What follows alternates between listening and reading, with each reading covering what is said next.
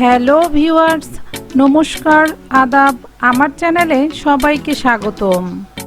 আজকে আমি মিষ্টির দোকানের মতো কালারফুল সন্দেশ তৈরি করে দেখাবো। আর এই সন্দেশটা আমি কিন্তু গুঁড়া দুধ দিয়ে তৈরি করব। আশা করি রেসিপিটা আপনাদের অনেক ভালো লাগবে। রেসিপিটা যদি আপনাদের ভালো লাগে ভিডিওতে লাইক দিয়ে আপনার ফ্রেন্ডস অ্যান্ড ফ্যামিলিতে শেয়ার করবেন। চলুন তাহলে শুরু করা যাক। সন্দেশ তৈরি করতে কি কি উপকরণ লাগছে চলুন দেখানো যাক। নিয়েছি হাফ কাপ ময়দা, 1 কাপ গুঁড়া দুধ ও 1 কাপ চিনি। চুলায় একটা ফ্রাই প্যান বসিয়ে দিয়েছি। প্রথমে ময়দাগুলো হালকা করে ভেজে নিব। ময়দার যে একটা কাঁচা গন্ধ থাকে সেই গন্ধ দূর করার জন্য আমি ময়দাগুলো ভেজে নিচ্ছি। তবে আপনারা চাইলে বাদও দিতে পারেন। আর ময়দা ভাজার সময় একটু সাবধানে চুলার আঁচটা মিডিয়ামে রেখে ভাজতে হবে, তা না হলে কিন্তু ময়দাগুলো লাল হয়ে যেতে পারে, আর সেই ক্ষেত্রে সন্দেশটা দেখতে ভালো লাগবে না। ময়দাগুলো 1 থেকে 2 মিনিট মিডিয়াম আঁচে ভেজে নিলেই চলবে। ময়দাগুলো আমার ভাজা হয়ে গেছে। এবার চলে যাব মেইন প্রসেসে। চুলায় একটা পাত্র বসিয়ে দিয়ে 3টা সাদা এলাচ দিয়ে দিলাম। সেই সাথে দিয়ে দিলাম 2 চা চামচ ঘি, 1 কাপ চিনি ও 2 কাপ জল।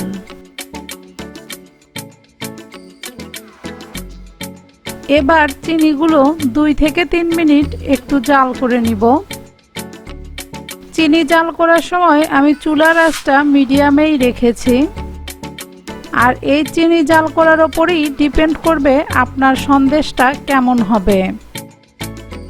চিনির এই শিরাটা খুব বেশি ঘন অথবা খুব বেশি পাতলা করা যাবে না। যখনই চিনির শিরাটা এরকম আঠালো হবে তখনই বুঝতে হবে শিরাটা হয়ে গেছে। এবার দিয়ে দিচ্ছি 1 কাপ গুঁড়া দুধ ও হাফ কাপ ময়দা। এবার সবগুলো উপকরণ একসাথে ভালোভাবে মিশিয়ে নিব। সবগুলো উপকরণ মেশানোর সময় চুলাটা অফ করে দিতে হবে।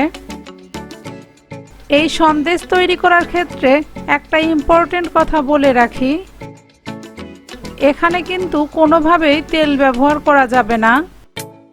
বাটার, ঘি অথবা ডালডা ব্যবহার করতে হবে। সন্দেশ তৈরি করার জন্য মিশ্রণটা কিন্তু একদম পারফেক্টভাবে তৈরি হয়ে গেছে। এবার এটাকে নামিয়ে নিব। মিশ্রণটা ঠান্ডা করার জন্য একটা প্লেটে নামিয়ে নিয়েছি। মিশ্রণটা ঠান্ডা হয়ে গেছে। হাতে ঘি মাখিয়ে নিয়ে আমি এবার এই ডোটা ভালোভাবে মাখিয়ে নিব। আর আমি একটা কথা এখানে বারবার বলছি, এখানে কোনোভাবেই তেল ব্যবহার করা যাবে না। ঘি অথবা ডালডা যে কোনো একটা নিলেই চলবে। ঘি অথবা ডালডা দেওয়ার একটাই কারণ, সেটা হচ্ছে এই মিশ্রণটা জমাট বাঁধাবে। আর এই মিশ্রণটা প্রথম অবস্থায় একটু নরমই থাকে। এইভাবে হাতে ঘি লাগিয়ে মাখাতে মাখাতেই এটা শক্ত হয়ে যাবে। তারপরেও যদি আপনার মনে হয় মিশ্রণটি পাতলাই আছে, সেক্ষেত্রে আপনি একটু গুঁড়া দুধ দিয়ে মাখিয়েও নিতে পারেন। এই তো আমার ডো তৈরি হয়ে গেছে। আমি এবার কালার মেশানোর জন্য ডো থেকে 2 টুকরা ডো আলাদা করে নিয়েছি। প্রথমে আমি হালকা গোলাপি কালার মেশাচ্ছি। তবে এখানে আরেকটা কথা বলে রাখি, আপনাদের কাছে যদি এই ফুড কালার না থাকে সেক্ষেত্রে আপনারা কালার ছাড়াই সন্দেশ তৈরি করতে পারেন। আর এই কালার কিন্তু সন্দেশের কোনো স্বাদের পরিবর্তন করে না, শুধু দেখতে ভালো লাগার জন্য এই কালারটা ব্যবহার করছে। কালার মেশানো হয়ে গেলে ডোটা হাত দিয়ে রোলের মতো তৈরি করে নিয়েছি। এবার মেশাবো হলুদ কালার। হাফ চা চামচ এরকম হলুদ কালার দিয়ে এবার ডোটা ভালোভাবে মাখিয়ে নিচ্ছি।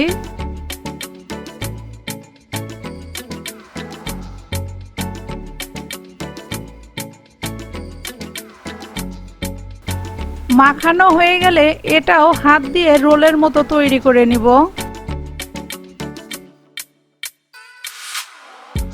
দুইটা কালারই ভালোভাবে মেশানো হয়ে গেছে। এবার বাকি যে ডোটা ছিল সেই ডোটা বেলনা দিয়ে রুটির মতো তৈরি করে নিব। তবে এটা কিন্তু খুব বেশি পাতলাও করা যাবে না, আপনারা চাইলে এটা হাত দিয়েও বেলে নিতে পারেন।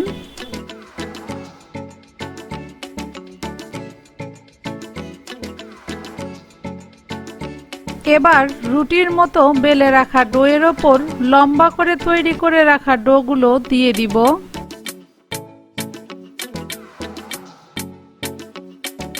ডোগুলো দিয়ে দেওয়ার পরে হালকা হাতে এগুলো মুড়িয়ে নিতে হবে।